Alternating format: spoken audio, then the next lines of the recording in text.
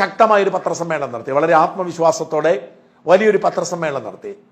ആ പത്രസമ്മേളനത്തിൽ രാഹുൽ ഗാന്ധി പറഞ്ഞത് 15 മിനിറ്റ് കൊണ്ട് മോദി ഫ്രോഡ് നടത്തി, തെരഞ്ഞെടുപ്പ് അട്ടിമറിച്ച് തെരഞ്ഞെടുപ്പ് കമ്മീഷനെ കൊണ്ട് മോഷണം നടത്തി പ്രധാനമന്ത്രി ആയതാണെന്ന് തെളിയിക്കാമെന്നാണ്. രാഹുൽ ഗാന്ധിയുടെ പത്രസമ്മേളനം കാണുകയും കേൾക്കുകയും അദ്ദേഹം അവതരിപ്പിച്ച രേഖകൾ നോക്കുകയും ഒക്കെ ചെയ്തപ്പോൾ രാഹുൽ പറഞ്ഞതിൽ ശരിയുണ്ട് എന്ന തോന്നലാണ് എനിക്കുണ്ടായത്. അതുകൊണ്ടാണ് ഇന്നലെ അതീവ ഗൗരവത്തോടുകൂടി തന്നെ ഈ വിഷയം കൈകാര്യം ചെയ്യണമെന്ന് പറഞ്ഞത്. രാഹുലിന്റെ പത്രസമ്മേളനം രാജ്യവ്യാപകമായി BJPയും തെരഞ്ഞെടുപ്പ് കമ്മീഷനും സംയുക്തമായി നടത്തുന്ന വോട്ട് മോഷണത്തെക്കുറിച്ചായിരുന്നു. അതിന് അദ്ദേഹം ഒരു കേസ് സ്റ്റഡി നടത്തിയിരുന്നു. കഴിഞ്ഞ ലോക്സഭാ തെരഞ്ഞെടുപ്പിൽ ബാംഗ്ലൂർ സെൻട്രൽ എന്ന മണ്ഡലം, ബാംഗ്ലൂരിലെ 3 മണ്ഡലമാണുള്ളത്, ബാംഗ്ലൂർ സെൻട്രലും ബാംഗ്ലൂർ നോർത്തും ബാംഗ്ലൂർ സൗത്തും. ബാംഗ്ലൂർ സെൻട്രൽ എന്ന ആ മണ്ഡലത്തിലെ വോട്ടിംഗ് പാറ്റേൺ എടുത്തു വെച്ചിട്ട് അദ്ദേഹം ഞെട്ടിക്കുന്നൊരു വെളിപ്പെടുത്തൽ നടത്തി. ആകെ അവിടെ 7 മണ്ഡലമാണുള്ളത്. ആ 7 മണ്ഡലത്തിൽ 6ഇടത്തും കോൺഗ്രസിന്റെ സ്ഥാനാർത്ഥിയാണ് മുൻപിലെത്തിയത്, ഒരിടത്തും മാത്രം BJP മുൻപിലെത്തി. ഈ 6ഇടത്തും കൂടി കോൺഗ്രസ് സ്ഥാനാർത്ഥിക്ക് 80,000-ലധികം ഭൂരിപക്ഷം ഉണ്ടായിരുന്നു. എന്നാൽ 1,00,000-ലധികം ഭൂരിപക്ഷം ഈ ഒരു മണ്ഡലത്തിൽ, മഹാദേവപുരം എന്ന മണ്ഡലത്തിൽ BJPയുടെ സ്ഥാനാർത്ഥി നേടി. അങ്ങനെ 32,000-ലധികം വോട്ടിന്റെ ഭൂരിപക്ഷത്തിൽ BJP സ്ഥാനാർത്ഥി ജയിച്ചു. ഇതാണ് കഴിഞ്ഞ ദിവസത്തെ രാഹുൽ ഗാന്ധിയുടെ പ്രസ്താവനയുടെ മൂലകാരണം. ആ മൂലകാരണം വിശ്വസനീയമാണ്. ഒരു ലോക്സഭാ മണ്ഡലത്തിൽ 7 മണ്ഡലങ്ങൾ ഉണ്ടാവുക, അതിൽ 6ഇടത്തും ഒരു പാർട്ടി ജയിക്കുക, എന്നാൽ ഒരൊറ്റ മണ്ഡലത്തിൽ മറ്റൊരു പാർട്ടി മുന്നേറ്റം നേടുകയും ഈ 6ഇടത്തും നേടിയ മുന്നേറ്റത്തെ അതിജീവിക്കുകയും ചെയ്യുക എന്ന് പറഞ്ഞാൽ സംശയാസ്പദമാണ്. സ്വാഭാവികമായും സംശയം തോന്നും. ആ ഒരു പോയിന്റ് ആയിരുന്നു മാധ്യമങ്ങളിൽ മുഴുവൻ ശ്രദ്ധയായത്. എല്ലാവരും അതിന്റെ അടിസ്ഥാനത്തിലാണ് ചർച്ച ചെയ്തത്. അത് തന്നെയായിരുന്നു രാഹുൽ ഗാന്ധി പറഞ്ഞതിൽ കഴമ്പുണ്ട് എന്ന് സംശയിക്കാവുന്ന സാഹചര്യത്തിൽ എന്നെയും കൊണ്ടെത്തിച്ചത്. ബാംഗ്ലൂരിൽ നിന്നൊരു മുതിർന്ന മാധ്യമ പ്രവർത്തകൻ എന്നെ ബന്ധപ്പെടുന്നു. ഈ മാധ്യമ പ്രവർത്തകൻ നിഷ്പക്ഷമായി തന്നെ കാര്യങ്ങളെ കാണുന്ന ആളാണെന്ന് എനിക്കറിയാം. അദ്ദേഹം ബാംഗ്ലൂർ സെറ്റിലായിരിക്കുന്ന ആളാണ്. മലയാളം അത്യാവശ്യമേ വഴങ്ങാറുള്ളൂ. അദ്ദേഹം എന്നെ വിളിക്കുന്നു. പലപ്പോഴും അദ്ദേഹം കർണാടക രാഷ്ട്രീയവുമായി ബന്ധപ്പെട്ട് ഞാൻ നടത്തുന്ന വാർത്തകളിലെ പെശകുകൾ ചൂണ്ടിക്കാട്ടാൻ വിളിക്കാറുണ്ട്. അദ്ദേഹം ഒരു കോൺഗ്രസ്സുകാരനാണ് എന്നാണ് എനിക്ക് തോന്നിയിരുന്നത്. കാരണം അദ്ദേഹം പലപ്പോഴും BJP അനുകൂലിച്ച് ചെയ്യുന്ന വീഡിയോകളെയാണ് എന്നെ തിരുത്താൻ വേണ്ടി വിളിച്ചതും തെറ്റാണെന്ന് പറഞ്ഞതും. എന്നാൽ അദ്ദേഹം ഇന്ന് എന്നെ വിളിച്ചു പറഞ്ഞത് ഫാക്ച്വലി എറേഡാണ് താങ്കളുടെ വീഡിയോയും കേരളത്തിലെ മാധ്യമങ്ങൾ മുഴുവൻ കൈകാര്യം ചെയ്ത വീഡിയോയും എന്നാണ്. അദ്ദേഹം അതിനെ കണക്കെടുത്ത് അയച്ചു തന്നു. വാസ്തവത്തിൽ വെരിഫൈ ചെയ്തതിന് ശേഷം മാത്രമേ ഒരു കണക്ക് ആവർത്തിക്കാവൂ എന്ന് നേരത്തെ തന്നെ മനസ്സിലാക്കിയിട്ട് കാര്യം ഒരിക്കൽ കൂടി അടിവരയിടുന്നതായി മാറി ഈ ടെലിഫോൺ കോൾ. വാസ്തവത്തിൽ ഒരു വാർത്ത പുറത്തു വന്നാൽ ആ വാർത്തയുടെ ഫാക്ട്സ്, സ്റ്റാറ്റിസ്റ്റിക്സ് ഒരിക്കൽ കൂടി പരിശോധിച്ചിട്ട് ശേഷം മാത്രമേ ഞാൻ അഭിപ്രായ പ്രകടനം നടത്താറുള്ളൂ. കാരണം ആരെങ്കിലും പറയുന്നത് വിശ്വസിച്ചാൽ നമുക്ക് പണി കിട്ടും. എന്നാൽ ഇന്ത്യയുടെ പ്രതിപക്ഷ നേതാവ് രാഹുൽ ഗാന്ധി ഈ ഓപ്പറേഷന്റെ പേര് തന്നെ മഹാദേവപുരം എന്നിട്ട് ഇത് വലിയൊരു വിവാദമായി അവതരിപ്പിക്കുമ്പോൾ അദ്ദേഹം നുണ പറയും എന്ന് വിശ്വസിക്കാൻ പ്രയാസമായിരുന്നു. അതുകൊണ്ട് മാത്രം അത് വെരിഫൈ ചെയ്തില്ല. ഈ മാധ്യമ പ്രവർത്തകൻ എന്റെ ശ്രദ്ധയിലേക്ക് ഇത് കൊണ്ടുവന്നപ്പോൾ വെരിഫൈ ചെയ്തപ്പോൾ ഞെട്ടിപ്പോയി. വാസ്തവത്തിൽ ഈ പത്രസമ്മേളനത്തിന്റെ അടിത്തറയായി വന്ന ഈ ബാംഗ്ലൂർ സെൻട്രൽ സീറ്റിലെ കണക്ക് രാഹുൽ ഗാന്ധി തെറ്റായാണ് അവതരിപ്പിച്ചത്. രാഹുൽ വളരെ ബുദ്ധിമാനായ ഒരു CEA പോലെ കൃത്യമായി പവർ പോയിന്റ് പ്രസന്റേഷനോടുകൂടി ഈ വിഷയം അവതരിപ്പിച്ചപ്പോൾ എല്ലാവർക്കും വിശ്വാസം തോന്നി, നല്ലത് തന്നെ. പക്ഷേ രാഹുൽ ഗാന്ധി അവതരിപ്പിച്ച കണക്ക് നുണയായിരുന്നു, കള്ളമായിരുന്നു. ഒന്ന്, ഈ ബാംഗ്ലൂർ സെൻട്രലിൽ 7 സീറ്റല്ല 8 നിയമസഭാ സീറ്റാണുള്ളത്. 7 എന്നാണ് രാഹുൽ ഗാന്ധി പറഞ്ഞത്, അത് തെറ്റാണ്. 2, രാഹുൽ ഗാന്ധി പറഞ്ഞു ഈ 7-ൽ 6ഇടത്തും കോൺഗ്രസിനായിരുന്നു മുൻതൂക്കം, ഒരിടത്ത് BJPക്ക്, അത് തെറ്റാണ്. 2024 ബാംഗ്ലൂർ സെൻട്രൽ സീറ്റിന്റെ നിയമസഭാ അടിസ്ഥാനത്തുള്ള വോട്ടെണ്ണലെടുത്ത് പരിശോധിച്ചു നോക്കിയാൽ മനസ്സിലാവും 4ഇടത്ത് കോൺഗ്രസിനും 4ഇടത്ത് BJPക്കുമായിരുന്നു ഭൂരിപക്ഷം.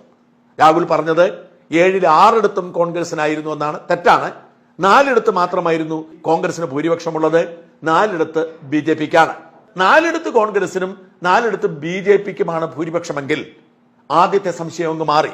നമ്മൾക്ക് അതിശയിച്ചത് എന്തുകൊണ്ടാണ്? ഇതിൽ ഒരു മണ്ഡലം ഒഴികെ ബാക്കി എല്ലാവരും പരിശോധിക്കുമ്പോൾ 82,000 വോട്ടിന് ഭൂരിപക്ഷമുള്ള ഒരു മണ്ഡലത്തിൽ ഇവർ ഒറ്റ മണ്ഡലത്തിൽ വന്നപ്പോഴേക്കും അതിന്റെ ഭൂരിപക്ഷം 1,00,000-ന് മുകളിലേക്ക് പോവുകയും 32,000 ഭൂരിപക്ഷത്തിൽ BJP ജയിക്കുകയും ചെയ്യുമ്പോൾ അട്ടിമറി എന്നാണ്.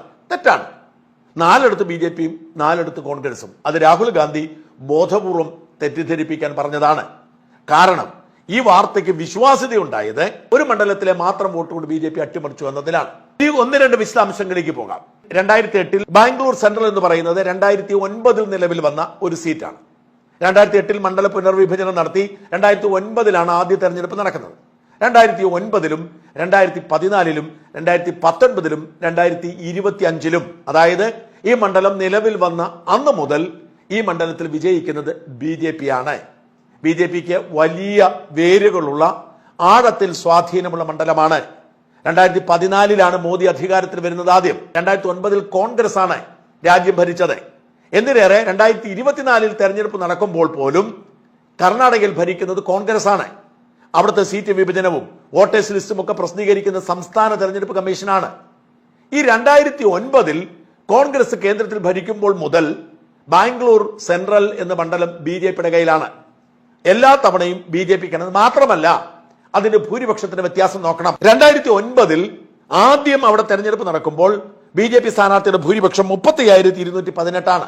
2014 1,37,500 വോട്ടിന്റെ ഭൂരിപക്ഷത്തിലാണ് ബാംഗ്ലൂർ സെൻട്രൽ BJP സ്ഥാനാർത്ഥി ജയിച്ചത്.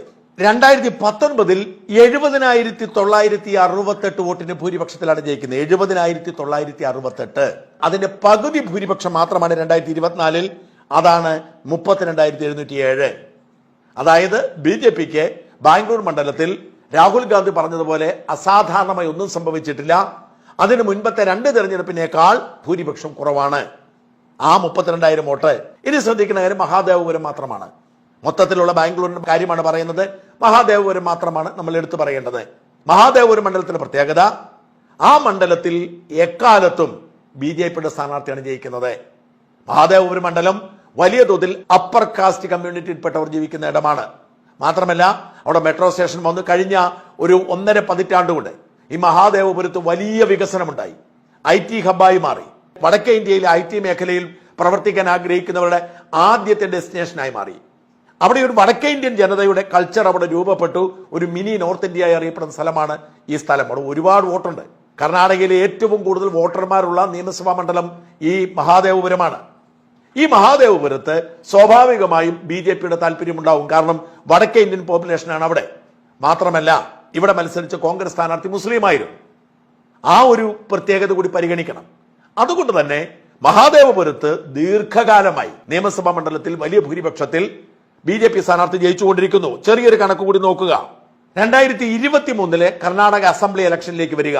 മഹാദേവപുരത്ത് അവിടുത്തെ സ്ഥാനാർത്ഥി മഞ്ജുള അരവിന്ദ് ലിംവാലി BJPയുടെ സ്ഥാനാർത്ഥി 1,81,731 വോട്ട് നേടിയപ്പോൾ കോൺഗ്രസിന്റെ സ്ഥാനാർത്ഥി H നാഗേഷ് നേടിയത് 1,37,230 വോട്ടാണ്. അത് 44,501 വോട്ട്. അതായത് 44,000 വോട്ടിന്റെ ഭൂരിപക്ഷത്തിൽ BJP സ്ഥാനാർത്ഥി ജയിച്ചു. 2018 തെരഞ്ഞെടുപ്പ് നോക്കുക. വിക്ടറി മാർജിൻ BJP സ്ഥാനാർത്ഥിയാണ്. 17,784 വോട്ടിന്റെ ഭൂരിപക്ഷമുണ്ട്. 2013 BJP സ്ഥാനാർത്ഥിയാണ് ജയിച്ചിരിക്കുന്നത്. 6,149 വോട്ടിന്റെ ഭൂരിപക്ഷമുണ്ട്. അതായത് എക്കാലത്തും BJPയുടെ മണ്ഡലം തന്നെയാണ് മഹാദേവപുരം. BJP മാത്രം ജയിച്ചുകൊണ്ടിരിക്കുന്ന മണ്ഡലമാണ്. ഇവിടെ ഒരു മുസ്ലിം സ്ഥാനാർത്ഥിയായിരുന്നു. വടക്കേ ഇന്ത്യ മിനി നോർത്ത് ഇന്ത്യ മാറിക്കൊണ്ടിരിക്കുന്ന സ്ഥലമാണ്. സ്വാഭാവികമായും ആ മണ്ഡലത്തിൽ BJPക്ക് ഭൂരിപക്ഷം കിട്ടും. അതുകൊണ്ട് രാഹുൽ ഗാന്ധി പറഞ്ഞത് വ്യാജമാണ്. ഈ ഒരു കണക്കിന്റെ അടിസ്ഥാനത്തിലാണ് രാഹുൽ ഗാന്ധി തെരഞ്ഞെടുപ്പ് മുഴുവൻ അട്ടിമറി നടന്നു എന്ന് പറഞ്ഞെങ്കിൽ വിശ്വസിക്കാൻ പ്രയാസമാണ്.